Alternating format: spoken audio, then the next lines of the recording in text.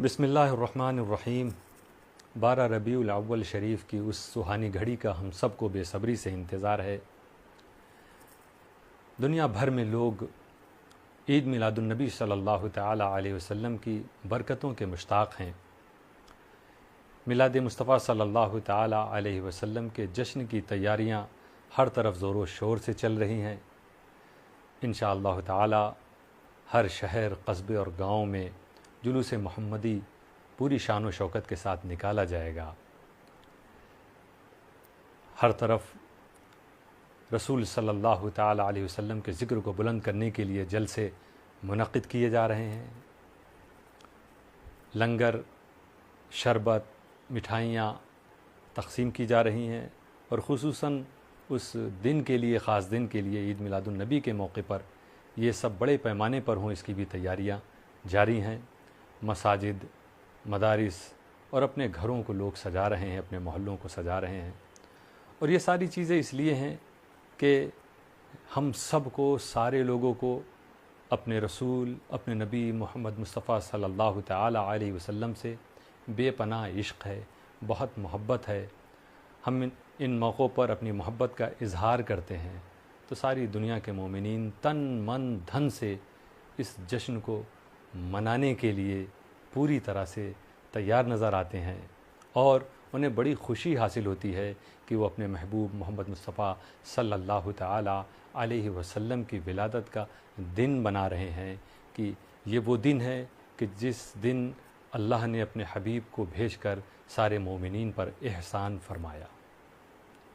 دوستو، یہ ساری چیزیں تن من دھن سے سارے لوگ جو لگے رہتے ہیں،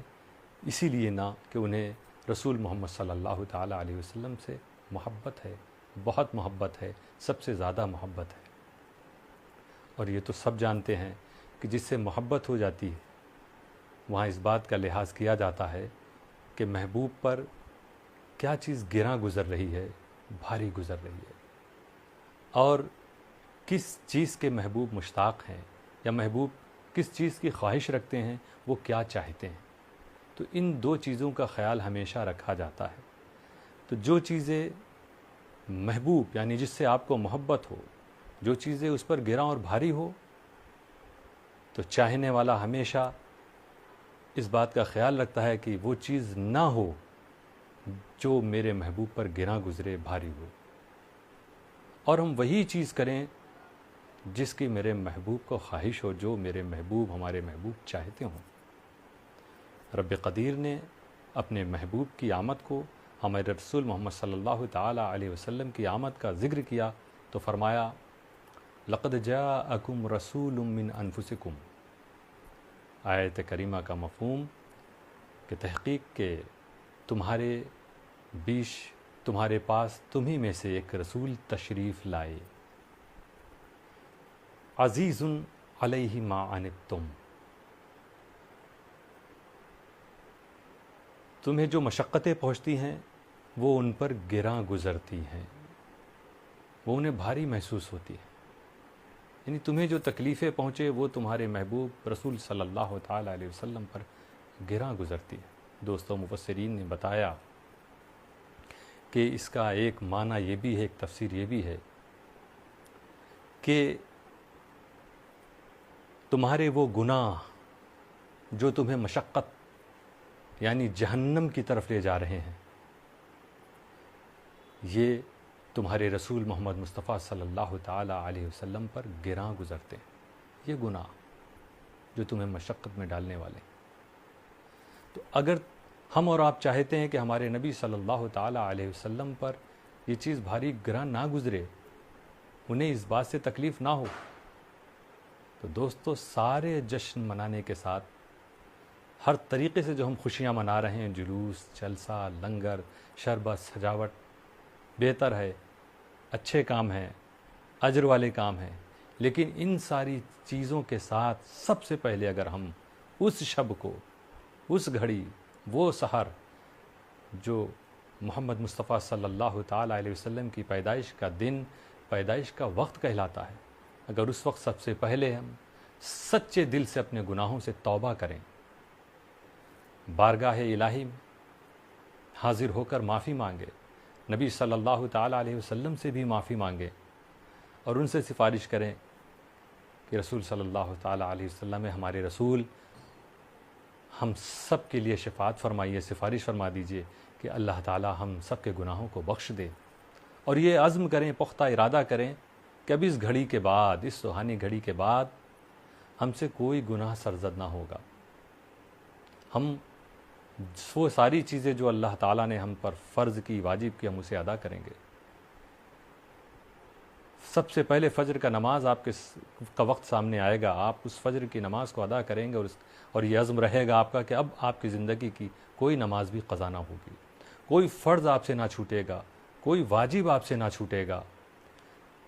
اور جو چیزیں اللہ اور رسول نے حرام فرما دی، حرام قرار دی ہے، اس حرام کی طرف ہم اور آپ کبھی نہ جائیں گے۔ جس دن ہم اس عزم کے ساتھ 12 ربیع الاول کی شروعات کریں گے دوستو، اس توبہ کے ساتھ، تو ہمارے رسول صلی اللہ تعالیٰ علیہ وسلم کو سب سے زیادہ خوشی اسی وقت ہم سے ہوگی۔ پھر ہمارے یہ جلوس کی شان الگ ہوگی، ہمارے جلسوں کی شان الگ ہوگی، ہماری سجاوٹوں میں ایک الگ جلوہ نظر آئے گا، ہمارے لنگر اور ہم جو کچھ بھی تحائف، جو کچھ بھی خدمات پیش کر رہے ہیں، اس میں ایک الگ رونق نظر آئے گی۔ اور پھر یہ ساری وہ دشواریاں جو ہمارے سامنے آ رہی ہیں دوستو، نافرمانیوں کی وجہ سے اللہ تعالی ہم سب پر رحم فرمائے گا اور ہمیں خوشحالیاں عطا فرمائے گا، ہمیں عدل و انصاف کا ماحول ملنا شروع ہو جائے گا، امن و امان کی بہاروں میں ہم زندگی گزارنا شروع کر دیں گے، جس طرح ہمارے بزرگوں نے شان و شوکت کے ساتھ اسلام کے پرچم کو بلند کرتے ہوئے اپنی زندگی کو گزارا ہے۔ ہماری راہوں میں بھی کوئی رکاوٹ پیدا کرنے والا نہیں آئے گا۔ تو یہ موقع ہے ہم سب کے لیے کہ آنے والی جو شب ہے، آنے والی جو صبح ہے 12 ربیع الاول شریف، جہاں جہاں بھی ہو، ہم سب سارا اہتمام کریں، تن من دھن سے اس جشن کو مناویں، لیکن ساتھ میں ہم توبہ بھی کر لیں، کیونکہ تفسیر میں ہے کہ جب ہم گناہ کرتے ہیں تو ہمارے رسول صلی اللہ تعالیٰ علیہ وسلم بے چین ہو جاتے ہیں، یہ ان پر گراں گزرتا ہے جب ہم گناہ گار ہوتے ہیں، جب ہم گناہ کرتے ہیں۔ اللہ تعالیٰ نے فرمایا عزیز علیہ ما عنتم، جو مشقتیں تم کو ملتی ہے وہ رسول صلی اللہ تعالیٰ علیہ وسلم پر گراں گزرتی ہے۔ تو ہمیں اپنے گناہوں سے توبہ کرنا ہے۔ آگے اللہ تعالیٰ فرماتا ہے حریص علیکم، کہ یہ نبی صلی اللہ تعالیٰ علیہ وسلم یہ حریص ہیں، یعنی یہ بہت خواہش مند ہیں۔ محبوب کی کیا خواہش ہے، ہم سب کو اسے بھی پورا کرنا چاہیے، اور محبوب کی خواہش یہ ہے کہ دنیا اور آخرت میں ہمیں عروج ملے، بلندی ملے، ہمیں کامیابی ملے، ہمیں بھلائیاں ملے دنیا اور آخرت میں۔ تو اس توبہ کے ساتھ ساتھ ہمیں یہ عزم و ارادہ کرنا چاہیے کہ اب ہم زیادہ سے زیادہ نیکیاں کریں گے دنیا میں، کہ جس کی جزا ہمیں دنیا میں بھی بہتر ملے، آخرت میں بھی بہتر ملے۔ اسی لیے اللہ تعالیٰ نے ہمیں دعا بھی سکھایا کہ ربنا آتنا فی الدنیا حسنۃ وفی الآخرۃ حسنۃ وقنا عذاب النار۔ تو دوستو توبہ کرنا ہے اور زندگی بھر اچھے کاموں میں لگے رہنا ہے، برے کاموں سے اپنے کو بچانا ہے۔ توبہ وہ چیز ہے کہ جس کے بارے میں نبی صلی اللہ تعالیٰ علیہ وسلم نے خود ارشاد فرمایا التائب من الذنب کمن لا ذنب لہ، گناہ سے توبہ کرنے والا ایسے ہی ہے جیسے اس نے گناہ کیا ہی نہیں۔ تو ایک سچی توبہ اگر ہم نے آپ نے کر لی دوستو، ہم پاک ہو گئے گناہوں سے، تو سوچو جو چیزیں ہمارے محبوب پر گراں گزرتی تھی، اب پلٹ کر وہ ساری، اب ہماری جو حالت ہوگی اس سے ہمارے نبی صلی اللہ تعالیٰ علیہ وسلم ہم سے کتنا خوش ہوں گے، وہ راضی ہوں گے تو ان کا رب بھی راضی ہوگا۔ اللہ تعالیٰ ہم سب کو اس موقع پر سچی توبہ کرنے کی توفیق عطا فرمائے اور ہم سب کی توبہ کو قبولیت کا درجہ عطا فرمائے۔ اللہم اغفر لی ولی والدی ولی جمیع المسلمین۔